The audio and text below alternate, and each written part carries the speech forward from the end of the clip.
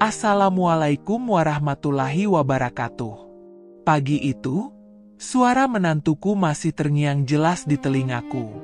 Semua ini terjadi karena ibu. Rumah tangga kami hancur karena ibu terlalu ikut campur. Tanganku gemetar. Bukan karena marah, tapi karena tak pernah terbayang, anak yang dulu ku gendong setiap pagi sebelum subuh, kini dia membiarkan istrinya menuduhku sebagai sumber masalah. Aku terdiam.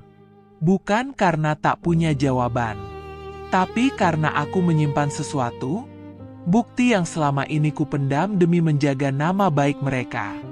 Dan pagi itu, aku memutuskan untuk membukanya. Sebelum cerita ini berlanjut, jika kisah seperti ini terasa dekat di hati, silakan subscribe dan temani saya berbagi kisah-kisah keluarga lainnya. Siapa tahu, ada pelajaran yang bisa kita ambil bersama. Sejak suamiku meninggal dunia 20 tahun yang lalu, hidupku berubah dalam semalam. Rumah kecil kami yang dulu terasa hangat mendadak sunyi. Tidak ada lagi suara langkah kakinya selepas subuh. Tidak ada lagi canda sederhana di meja makan. Yang tersisa hanyalah aku dan seorang anak perempuan kecil berusia 7 tahun yang belum benar-benar mengerti apa arti kehilangan. Pagi pertama setelah pemakaman ayahnya, ia memelukku erat dan bertanya, "Bu, sekarang ayah tinggal di mana?" Pertanyaan itu menghancurkan hatiku. Tapi aku tahu, aku tidak boleh runtuh. Sejak saat itu, aku berjanji pada diriku sendiri. Aku akan menjadi ibu sekaligus ayah baginya. Setiap hari aku bangun sebelum azan subuh. Aku memasak nasi, menyiapkan bekal sederhana, lalu mencuci dan menyetrika pakaian sebelum berangkat bekerja. Aku menerima jahitan dari tetangga, kadang mengambil pekerjaan tambahan menyetrika pakaian orang. Jika malam tiba dan ia sudah tertidur, barulah aku berani menangis pelan di sudut kamar. Aku tidak pernah ingin ia melihat air mataku. Bagiku, anak tidak boleh merasa bersalah atas perjuangan orang tuanya. Tahun demi tahun berlalu. Ia tumbuh menjadi gadis yang cerdas dan lembut. Setiap kali ia mendapat nilai bagus, ia akan berlari memelukku dan berkata, "Bu, nanti kalau aku sudah kerja, ibu tidak usah capek lagi." Kalimat itu menjadi penyemangat hidupku. Ketika ia mulai bekerja dan mengenalkan seorang laki-laki yang katanya ingin serius, aku menatapnya lama. Dalam hati aku berdoa, "Ya Allah, jangan ulangi luka yang sama. Jangan biarkan anakku merasakan kehilangan seperti yang pernah kurasakan." Aku tidak pernah menilai dari harta atau jabatan. Yang kutanya hanya satu hal pada calon menantuku. "Kamu siap menjaga anak saya dalam keadaan apapun?" Ia menjawab yakin, "Siap, Bu." Pernikahan mereka sederhana tapi penuh haru. Aku masih ingat hari itu, ketika aku menggenggam tangan anakku sebelum ia duduk di pelaminan. Tangannya dingin, mungkin karena gugup. Aku berbisik pelan, "Kalau ada apa-apa, jangan pendam sendiri. Ibu bukan untuk mengatur hidupmu, tapi untuk tempatmu pulang." Ia mengangguk sambil menahan air mata. Beberapa bulan pertama pernikahan mereka terlihat baik-baik saja. Mereka sering datang berkunjung, tertawa bersama di ruang tamu kecilku. Aku merasa lega. Dalam hati aku berkata, mungkin inilah jawaban dari doa-doaku selama ini. Namun perlahan, aku mulai melihat perubahan kecil yang hanya bisa dirasakan oleh seorang ibu. Anakku tak lagi banyak bercerita. Senyumnya ada, tapi tidak sampai ke mata. Jika dulu ia selalu berbinar ketika berbicara tentang rencana masa depan, kini ia lebih sering terdiam. Suatu sore ia datang sendiri tanpa suaminya. Matanya sembab, tapi ia berusaha tersenyum. "Ibu lagi jahit ya?" tanyanya, pura-pura ceria. Aku mengangguk dan menyentuh pipinya. Hangat dan sedikit basah. "Ada apa, Nak?" Tidak ada apa-apa, Bu. Cuma capek. Jawaban itu terlalu singkat untuk seorang anak yang dulu tak pernah menyimpan cerita dariku. Malam itu, ketika ia menginap, aku mendengar ia menangis pelan di kamar. Tangis yang ditahan. Tangis yang tak ingin terdengar. Aku duduk di depan pintunya cukup lama, ingin mengetuk, tapi takut ia merasa aku mencampuri. Sebagai ibu dari anak yang sudah berumah tangga, aku tahu batas harus dijaga. Aku tidak ingin menjadi ibu yang terlalu ikut campur. Beberapa minggu kemudian, ia kembali datang. Kali ini dengan mata yang benar-benar merah. "Ibu," suaranya bergetar. Ia bercerita bahwa suaminya mulai sering pulang larut malam. Jika ia bertanya, justru ia yang disalahkan. Hal-hal kecil menjadi pertengkaran besar. Nada suara yang dulu lembut kini berubah keras. Hatiku perih mendengarnya. Tapi aku tidak ingin menyulut api. Aku hanya memegang tangannya dan berkata, "Rumah tangga memang tidak selalu mudah. Coba bicara baik-baik. Jangan melawan dengan emosi. Tapi kalau kamu merasa tidak dihargai, jangan diam terlalu lama." Ia mengangguk, walau air matanya terus jatuh. Sejak saat itu, ia lebih sering datang. Kadang hanya duduk diam menatap halaman. Kadang memelukku tanpa bicara. Dan setiap kali ia pulang, aku selalu berdoa lebih lama dari biasanya. Aku tidak pernah berniat memisahkan. Tidak pernah ingin mencampuri urusan mereka. Aku hanya seorang ibu yang melihat anaknya perlahan kehilangan cahaya di wajahnya.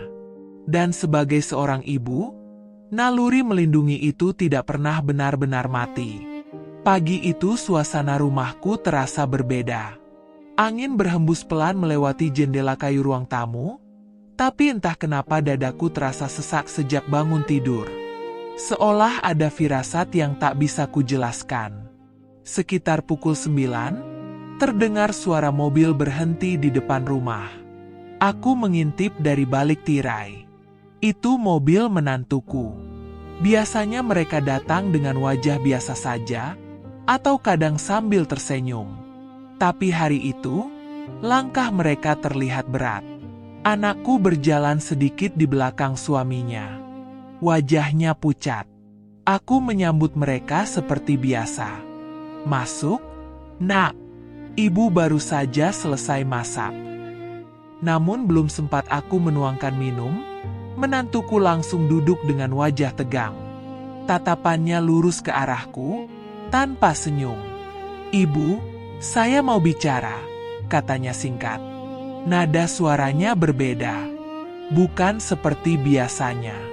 Aku duduk perlahan di kursi seberangnya. "Ada apa?" Ia menarik napas panjang, lalu berkata dengan suara yang mulai meninggi, "Rumah tangga saya dan istri saya tidak pernah tenang karena ibu." Kalimat itu seperti petir di siang bolong. Aku terdiam. Tidak langsung membela diri. Aku ingin mendengar sampai selesai. Setiap kali kami bertengkar, dia kesini.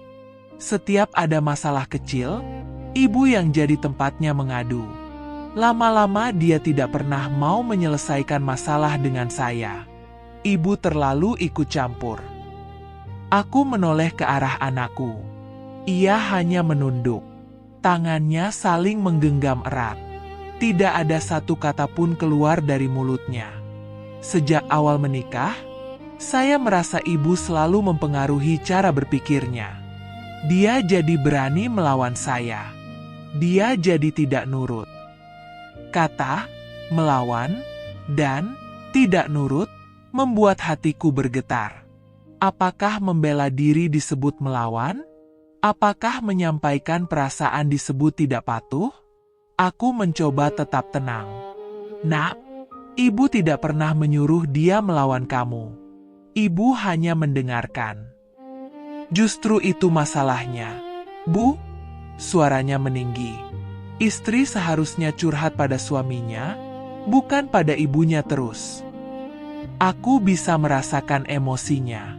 Tapi yang lebih menyakitkan adalah diamnya anakku. Aku ingin ia bicara. Ingin ia mengatakan yang sebenarnya. Tapi ia tetap menunduk. Seolah ketakutan. Aku menghela napas pelan. Kalau ibu dianggap sumber masalah, tolong jelaskan di mana ibu salah. Kataku pelan, menahan getar di suara. Menantuku berdiri. Ibu selalu membuat dia merasa benar. Setiap habis dari sini, dia berubah. Dia jadi berani membantah.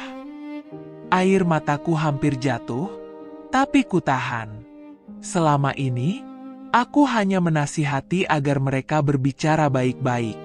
Aku selalu berkata, jangan melawan suami dengan emosi. Bahkan seringkali aku menyuruh anakku meminta maaf lebih dulu demi meredakan suasana. Namun kini, aku justru dituduh merusak. Aku memandang anakku dan berkata pelan, "Nak, katakan yang sebenarnya." Ia mengangkat wajahnya perlahan. Matanya penuh air. Tapi sebelum ia sempat berbicara, suaminya kembali memotong. Dia tidak akan seperti ini kalau ibu tidak ikut campur. Kalimat itu membuat sesuatu di dalam diriku runtuh. Selama ini aku memilih diam. Aku memilih menahan semua yang ku tahu. Setiap pesan tengah malam. Setiap tangis yang ia kirim melalui telepon. Setiap rekaman suara berisi ketakutan. Aku menyimpannya bukan untuk menyerang, tapi untuk berjaga-jaga. Karena aku tahu, suatu hari mungkin aku akan disalahkan. Dan hari itu ternyata benar-benar datang. Tanganku gemetar ketika aku berdiri dan masuk ke kamar mengambil ponsel lamaku. Di ruang tamu, suasana tegang. Tidak ada yang berbicara. Aku kembali dan duduk pelan. "Nak," kataku pada menantuku, "ibu tidak pernah ingin membuka ini. Tapi karena ibu sudah dituduh sebagai sumber masalah, biarlah kebenaran yang berbicara."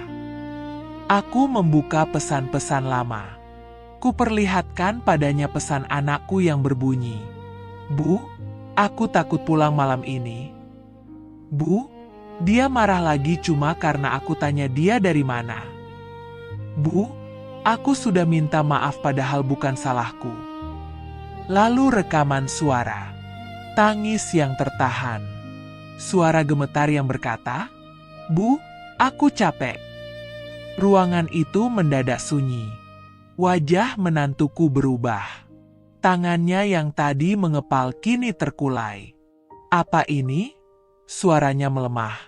"Ini bukan untuk mempermalukan kamu," jawabku pelan. "Ini untuk menjelaskan bahwa ibu tidak pernah menciptakan masalah. Masalah itu sudah ada, bahkan sebelum dia datang ke sini." Anakku akhirnya menangis terisak. Aku tidak pernah ingin ibu disalahkan. Aku menatap menantuku dengan tenang. Tidak ada amarah, hanya kelelahan. Sebagai ibu, saya hanya mendengarkan.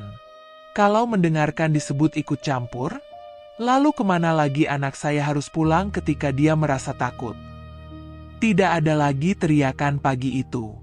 Hanya keheningan panjang yang terasa lebih tajam daripada tuduhan tadi. Dan untuk pertama kalinya, bukan aku yang harus membela diri dengan kata-kata. Bukti yang berbicara. Setelah keheningan panjang pagi itu, suasana di ruang tamu terasa begitu berat. Tidak ada lagi suara tinggi. Tidak ada lagi tuduhan. Yang tersisa hanyalah rasa malu, kecewa, dan penyesalan yang bercampur menjadi satu. Aku duduk perlahan, mencoba menenangkan napas. Usia membuatku tak lagi kuat menghadapi tekanan seperti itu. Namun sebagai ibu, aku tahu, ini bukan saatnya menunjukkan kelemahan. Jika aku runtuh, semuanya akan semakin hancur. Anakku masih menangis. Tangannya gemetar. Seperti menahan beban yang sudah terlalu lama dipikul sendiri. Sementara menantuku terdiam, menatap lantai. Wajahnya tak lagi keras seperti sebelumnya. "Aku tidak tahu kalau selama ini dia setakut itu," katanya lirih. Kalimat itu sederhana, tapi menyimpan kenyataan yang menyakitkan. Ia bukan tidak mau tahu. Ia hanya tidak pernah benar-benar mendengar. Aku menatapnya dengan tenang. "Rumah tangga bukan soal siapa yang paling berkuasa," kataku pelan. "Bukan juga soal siapa yang paling sering meminta maaf. Rumah tangga adalah tempat pulang yang harusnya terasa aman." Aku tidak berkata dengan nada menyalahkan. Aku hanya menyampaikan apa yang kupelajari selama puluhan tahun hidup berumah tangga dulu. Aku pernah menjadi istri. Aku tahu bagaimana rasanya menahan perasaan demi menjaga suasana tetap tenang. Bedanya, dulu aku punya suami yang mau mendengar. Sekeras apapun masalah, kami tetap duduk berdua untuk menyelesaikannya. Aku memandang anakku. "Nak, Ibu selalu mengajarkan kamu untuk sabar. Tapi sabar bukan berarti membiarkan diri kamu terluka terus-menerus." Ia mengangguk pelan, air matanya belum berhenti. "Selama ini aku memang memilih diam. Aku berpikir, mungkin dengan diam, semuanya akan membaik dengan sendirinya. Aku takut jika terlalu banyak bicara, aku akan dianggap ibu yang ikut campur. Aku takut dicap sebagai orang tua yang merusak rumah tangga anaknya." Namun pagi itu aku sadar, diam yang terlalu lama justru bisa memperburuk keadaan. Diam membuat kesalahan terasa wajar. Diam membuat tuduhan tumbuh tanpa diluruskan. Aku berkata lagi pada menantuku, "Ibu tidak ingin memisahkan kalian. Ibu hanya ingin anak ibu hidup dengan tenang. Kalau memang ada yang perlu diperbaiki, perbaikilah bersama. Jangan mencari kambing hitam." Ia menelan ludah. Matanya mulai berkaca-kaca. "Saya minta maaf, Bu," ucapnya pelan. "Saya terlalu egois. Saya merasa sebagai suami harus selalu benar." Kejujuran itu membuat hatiku sedikit lega. Tidak ada manusia yang sempurna, termasuk aku sebagai ibu. Mungkin selama ini aku juga terlalu cepat khawatir. Terlalu mudah menangkap perubahan kecil di wajah anakku. Tapi naluri seorang ibu tidak pernah lahir dari niat buruk. Ia lahir dari cinta yang terlalu dalam. Hari itu aku belajar satu hal penting. Menjaga harga diri bukan berarti memecah keluarga. Kadang justru dengan meluruskan kebenaran, kita menyelamatkan hubungan dari kehancuran yang lebih besar. Aku memegang tangan mereka berdua. "Kalian sudah memilih satu sama lain. Pertahankan itu. Tapi ingat, saling menyakiti bukan bagian dari perjuangan rumah tangga." Anakku menatap suaminya, untuk pertama kalinya dengan tatapan yang lebih tegas. Bukan melawan, tapi jujur. "Aku hanya ingin didengar," katanya pelan. "Dan mungkin itulah inti dari semua konflik ini. Bukan tentang ibu yang ikut campur. Bukan tentang suami yang merasa dilawan. Tapi tentang dua orang yang lupa cara mendengarkan." Pagi itu tidak langsung menyelesaikan semua masalah mereka. Aku tahu perubahan tidak terjadi dalam sehari. Tapi setidaknya, pintu komunikasi sudah terbuka. Sejak saat itu, aku memilih bersikap berbeda. Aku tetap menjadi tempat pulang, tapi aku juga tegas menjaga batas. Jika mereka bertengkar, aku tidak lagi langsung memberi saran panjang. Aku hanya berkata, "Bicarakan berdua. Selesaikan dengan kepala dingin." Aku tidak ingin lagi menjadi alasan. Tapi aku juga tidak akan membiarkan diriku disalahkan atas sesuatu yang bukan kesalahanku. Karena menjadi ibu bukan berarti harus terus menanggung tuduhan. Dan menjadi orang tua bukan berarti kehilangan hak untuk dihargai. Dari semua yang terjadi, aku belajar bahwa cinta memang membutuhkan kesabaran. Namun kesabaran tanpa keberanian akan berubah menjadi luka yang dipendam. Dan aku tidak ingin lagi memendam luka. Aku ingin keluargaku berdiri di atas kejujuran, bukan prasangka. Jika hari itu aku tetap memilih diam, mungkin sampai sekarang aku masih menjadi sumber masalah di mata menantuku. Tapi dengan keberanian kecil membuka kebenaran, setidaknya kami semua belajar melihat diri sendiri. Dan sebagai seorang ibu, itu sudah cukup.